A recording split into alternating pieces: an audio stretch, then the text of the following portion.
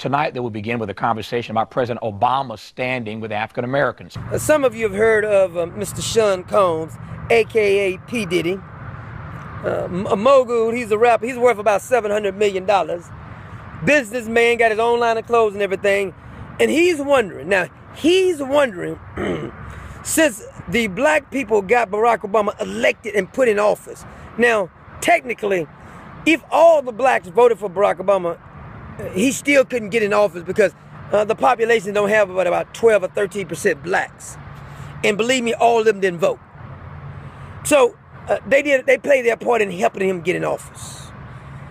But it was the white population and the Latino population and the Asian population that got Barack Obama elected. Now, the percentage of blacks who voted for Barack Obama was about 93, 94% on both terms. Slippers. Put on your marching shoes. Shake it off.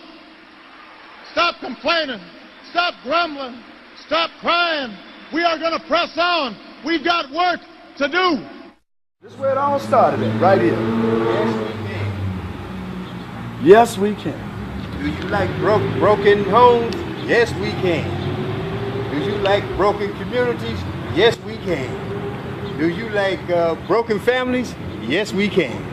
Everything in Chicago is controlled by the Democratic Party. Everything in my community is controlled by black Democrats. There is no Tea Party in my community. There is no Republicans in my community. So they can't blame Republicans. They can't blame Tea Parties. Most American people, especially people of my ethnicity, they don't understand that people create jobs, not government.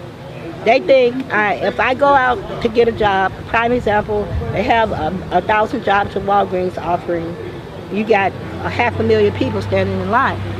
They don't understand, a lot of Americans, including people of my ethnicity, they don't understand that people, since the pop and mom shops, create jobs. Democrats have been in control of this community for about 40 years. Right. And my question to you is, do you feel that it's the policies of the party have helped this community or hurt this community? It has hurt this community because they feel like that they can just take us for granted and that we're just going to vote Democratic anyway. But if there was a Republican who was out here doing what I feel he should be doing, I would vote for him. There have been a lot of movement where players at the table within a community that have been there for a while, but there's no effect again. Do you think that their interest is in the community, or are they self-motivated? I think they're self-motivated, and in a lot of cases their interest is not in the community, and in a lot of cases a lot of them don't even live in the community. And is that black leadership or white leadership? Or? It's black leadership. It's black leadership. What kind of support do you think that you're getting from the president, being from Chicago? Well, right now, I haven't seen that much support from the president as far as these communities are concerned. African Americans are still showing strong support for their nation's first black president, despite even more African Americans being unemployed since President Obama won 95% of their votes in the 2008 presidential election. Since then, unemployment within the black community has soared to 14.3%, and household income is down 11% over the previous 3 years. Despite this, many remain supportive of the incumbent president. We're pretty confident that African Americans will obviously vote for Obama. Now, what we're really going to have to look at is who will turn out to vote. In the 2008 election, African American voter turnout was unprecedented, as we all know, at this point. And so, will those people turn out again? Despite the ongoing slump in the economy, most black Americans are still fervent Obama supporters. I'm voting for President Barack Obama. And why is that? Because President Barack Obama is making some changes. I feel like with the Obamas being in office for this next election, I think things would change and better for America regardless. Most polls this year have revealed that a majority of African Americans believe they are better off under President Obama, but the uncomfortable truth appears not to have been digested by black voters, who, according to nearly every reliable statistic, are far worse off now than they were when Obama came to power. He could have been such a person to bring all types of races together. Instead, he's become so divisive, you know, in his tactics as far as driving people apart. And it's sad, you know, and that's why I really despise him, to tell you the truth.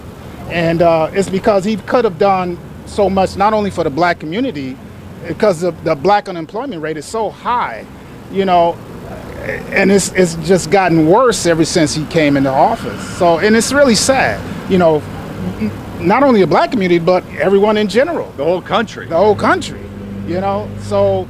You know, it's not about black. Once you get caught up in the whole race, it's very, it's like a pot of soup. It's so collective or convoluted as far as things.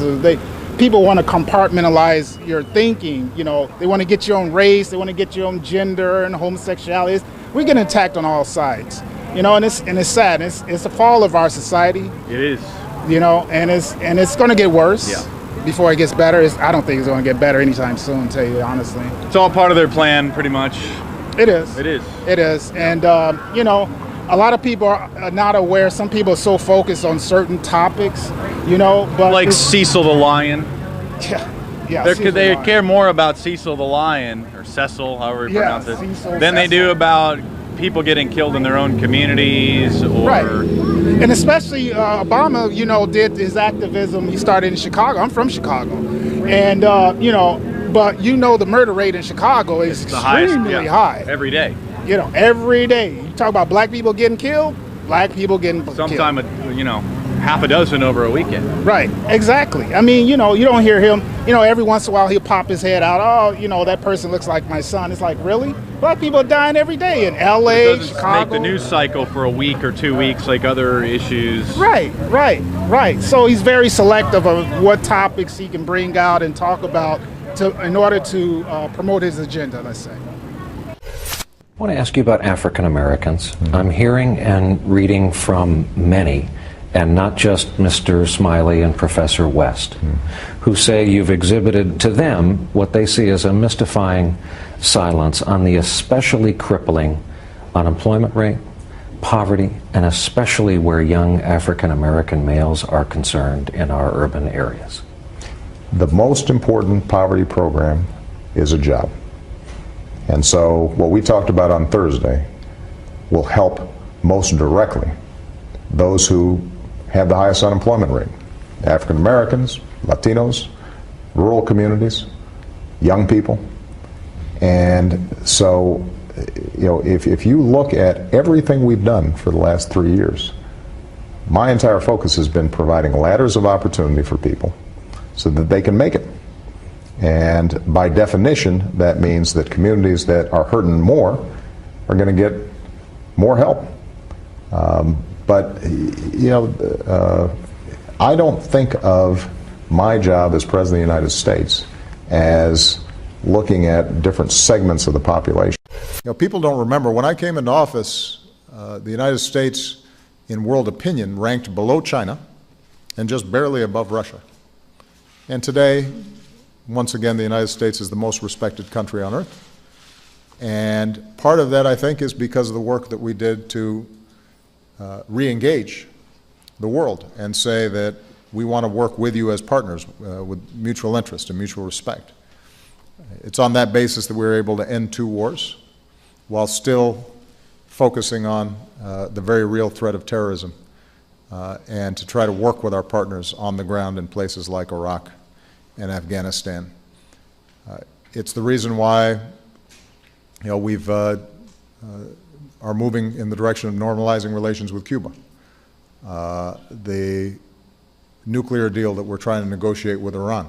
I think 13% of black youth addicted to drugs, 30% of white youth addicted to drugs, 65% of convictions in America are black. If you want to deal with criminality, you ought to start on Wall Street. Look at insider trading, market manipulation, fraudulent accounting. Why is it not one executive of a Wall Street firm has been investigated or prosecuted? Many of them are dining in the White House, but actually involved in activity that is quite criminal. And it's not a matter of trashing Wall Street. Human beings are human beings. Let's have a fair rule of law, not capricious and arbitrary for the poor, targeting the poor and allowing the well-to-do to somehow get off. That's true for wiretappers. That's true for torturers under the Bush administration. Why are they walking around sipping tea when they violated the law? And let's be very honest about it. As you noted, I've accused the president himself of being a war criminal in terms of the killer list every Tuesday and engaged in activities that result in the death of innocent civilians, especially children. Those are war crimes. They're war crimes if they're committed by Americans, Russians, Ethiopians,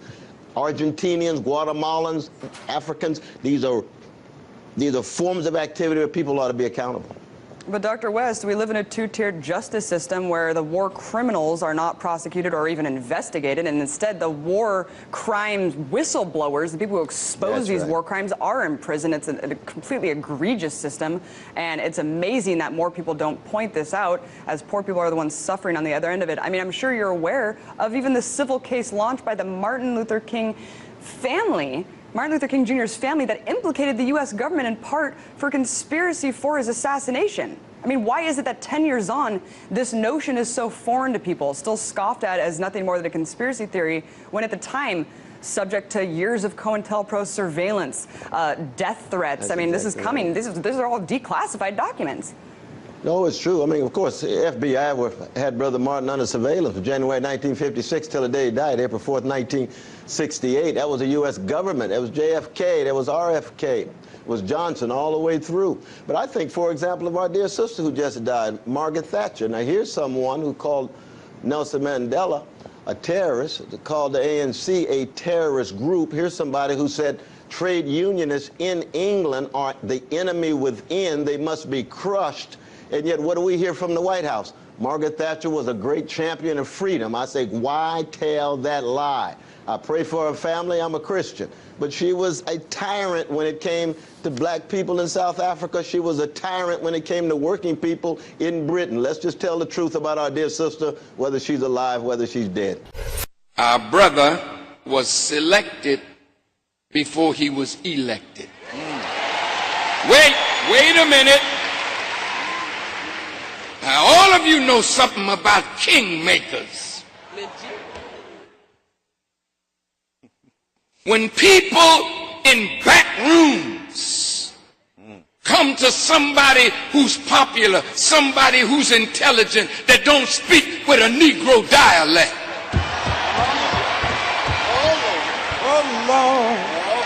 A light-skinned Negro. That is non-threatening to white people because they can see themselves in him because he's part them and part us. Right. This is political scheming, which Senator Reid got involved in. He didn't mean no harm. He was just talking about the white mentality. Right, that's right. So now, when you select a man, the man may never know what your purpose was. Because I understand that his initial victory in Iowa was financed largely by Goldman Sachs. If this material works well, I'm going to use it at Goldman Sachs next year. Barack Obama, African American. If I were African American, I would be so angry at him. African American youth has an almost 60% unemployment rate. African American people that are 25, prime-time age, 25 to 40, have such a high unemployment rate, you wouldn't believe it. It's gone up, and it's gotten worse since he's been president. Now, he's African American. If I were African American, I wouldn't like him very much. I will do more for the African American people than Barack Obama has ever done. I'll do more in 1 year. I will do more. I will do more for the African American people in 1 year than Barack Obama has done in his 7 years, soon to be 8 years. And then, by the way, he's out, and thank goodness, okay? You know, the whole idea of blackness, African-Americanness, blackness, goes back to the so-called one-drop rule, that anybody who has, theoretically, one drop of African-American blood, or African blood, that person is African-American. In the first place, what's the difference in the blood? You know what I'm saying. I'm using colloquialisms and stupidity and racism right now. But the one-drop rule has applied in this country forever, hasn't it? So you can have a man like Barack Obama, whose mother was a Caucasian, his father was an African black man, and they commingle their genetic material, and out comes Barack Obama, but we're going to call him a black man. Now, I'm not going to argue with the black folk who want to claim him. I'm just wondering why white folk don't say, wait a minute, stop. He's white. Right?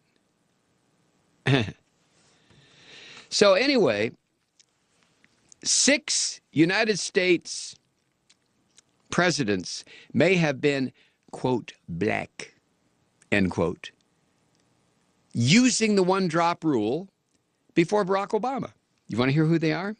Where did I get this, Kathy? It's out there. Thomas Jefferson. Let's start with him.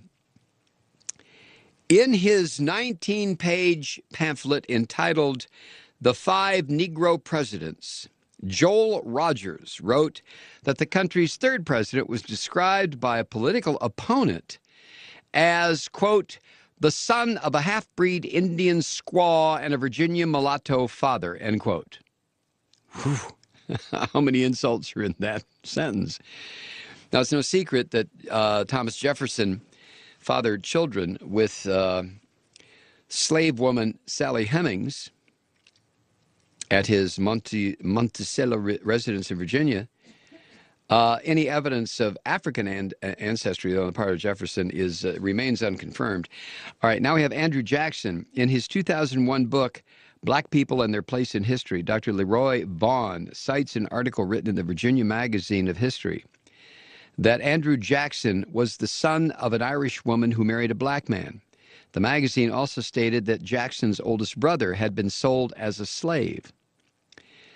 This assertion remains unconfirmed. That's Andrew Jackson. Then we have Abraham Lincoln. Oh, yes, indeed.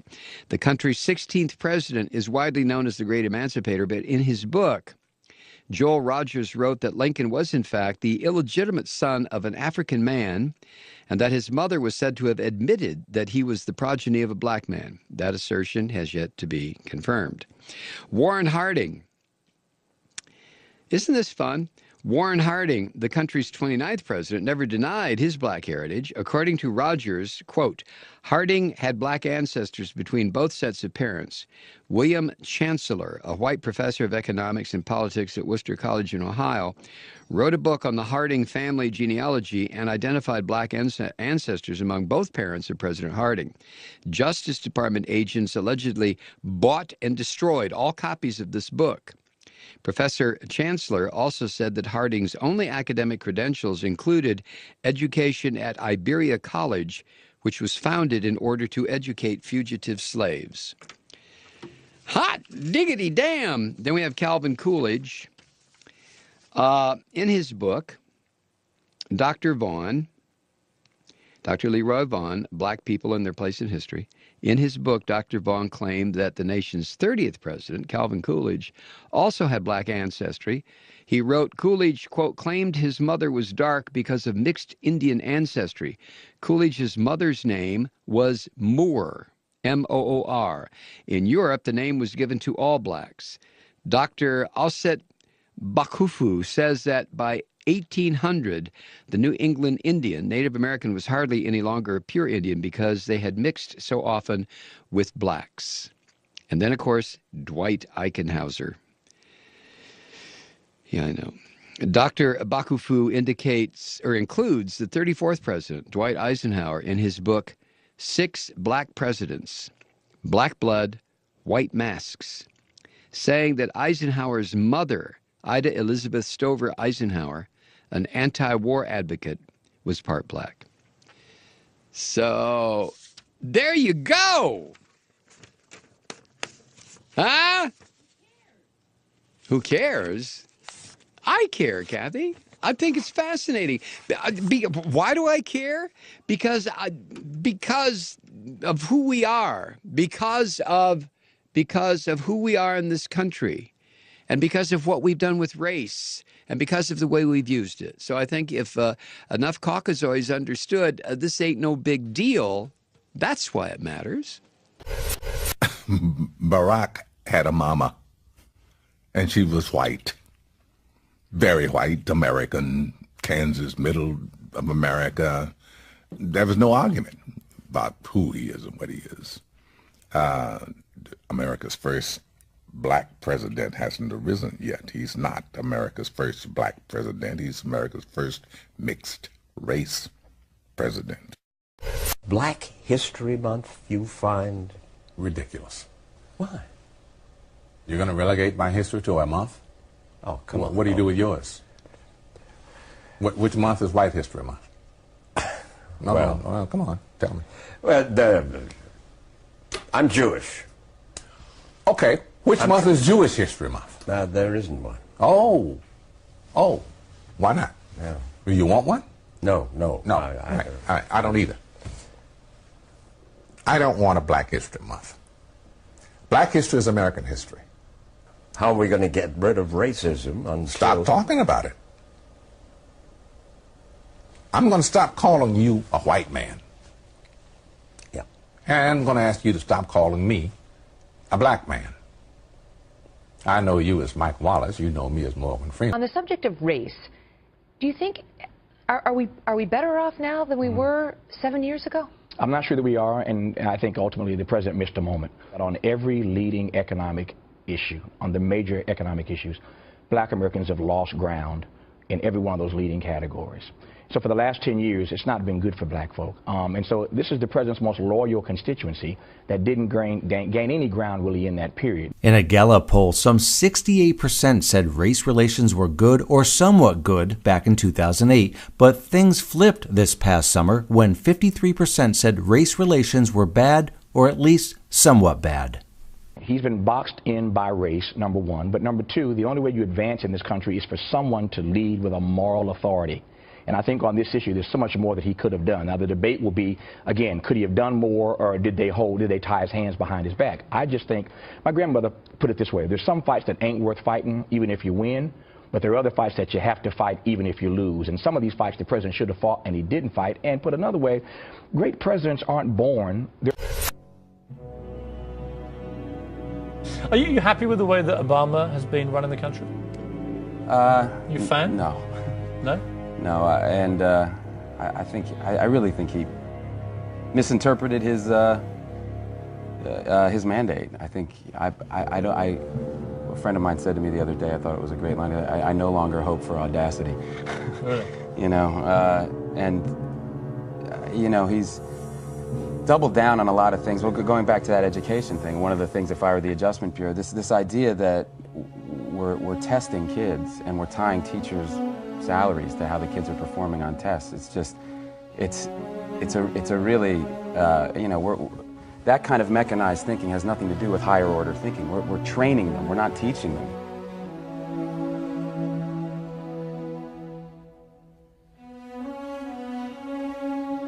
Are you a fan of Barack Obama's? I'm not a fan of what he's doing at the moment. Why? Because I just don't think he's governing. I think he's gotten bad. I don't think he's surrounded himself with the people he could have surrounded himself with. And he's doing just what we were talking about. He's having to just lay out a certain line of that and hope people will believe it so he can stay in the position. I did say President Obama's policies must fail because they are creating a socialist America. Now, why do I step out and say that, knowing I'm just going to get a whole bunch of other stuff coming back at me? It's important that we speak out. You know, if we see something amiss, that's our duty as citizens. I'm against his silence on Iran. I'm against Obama's lie that he was going to protect Israel, and now as president, he arrogantly tells them what they can do and what they can't do, as he forgot that our only hope to defend us against Iran's nuclear buildup is Israel. And I'm against his very cunning ability to push things, to rush things through without anybody having a chance to look at them. His stimulus package has failed. Slowly but surely, we can see that Obama's policies are failing. Obama is on his way to bankrupting America. Look, he's been a horrible president. I always said the worst president was Jimmy Carter. Guess what? Jimmy Carter goes to second place. Barack Obama has been the worst president ever. The history of this country, Barack Obama is number one. I'm going to use it at Goldman Sachs next year. With all due respect, Dr. West, Americans did know where his campaign contributions were coming from. That's true. It was clear and transparent and known that Goldman Sachs and other Wall Street banks were making very large political donations to Barack Obama. But ordinary people gave him a lot of money too. Yes. So you had, small donations. we thought that it was some balancing, because yes, he got big money from Goldman Sachs, he got big money from Wall Street oligarchs, but then he got all of this financial and spiritual and moral support from everyday people. And the trade union movement. So you would think there would be some counterbalancing, and that's what we have yet to see. Our president just agreed to same-sex marriage. Now listen, just listen. See, if you're in that behavior, now you're freezing up on me. I'm not your enemy. That's right. That's right. I'm your brother. That's right. And I do love you.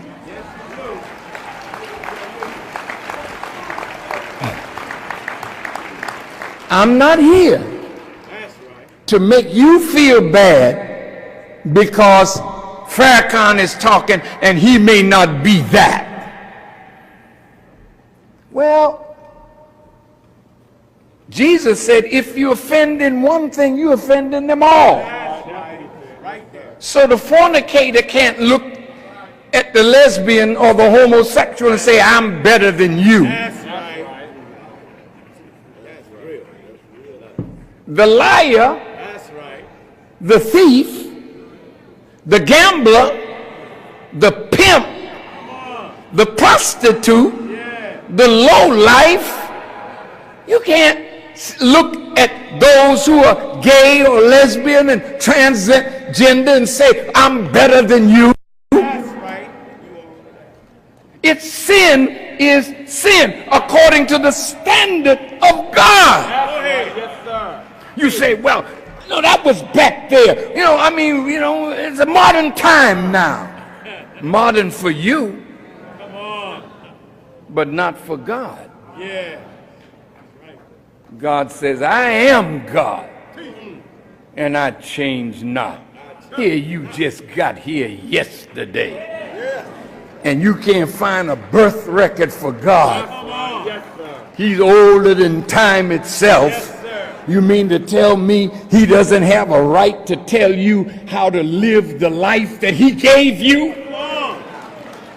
Are you telling me that his sovereignty is nothing?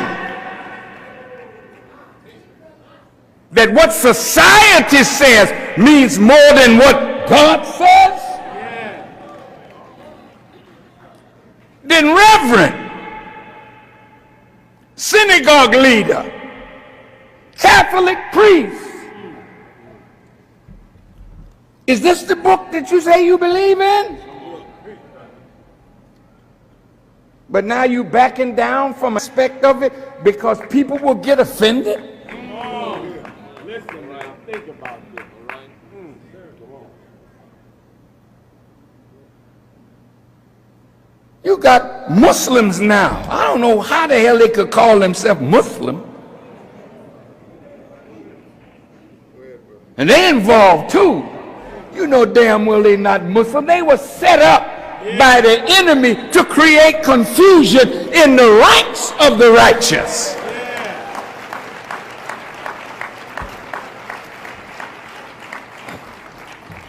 Here's Newsweek magazine with President Obama on the cover with the colors that represent the gay community as a halo over his head, and it's saying the first gay president.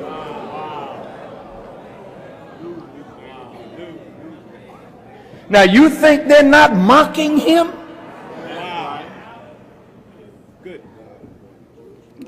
The first gay president. Now, I've never heard from Michelle that our brother, you know, was absent from duty.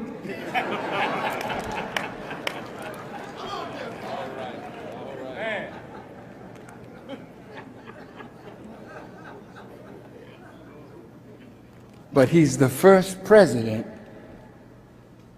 that sanctioned what the scriptures forbid. Now I want to ask a question, see? Why is it that all you politicians take your oath of office on the Bible? If the book is no good, what the hell are you using it for? To take an oath of office to uphold not the Bible, but the Constitution. But the Constitution comes out of their recognition of the value of this book.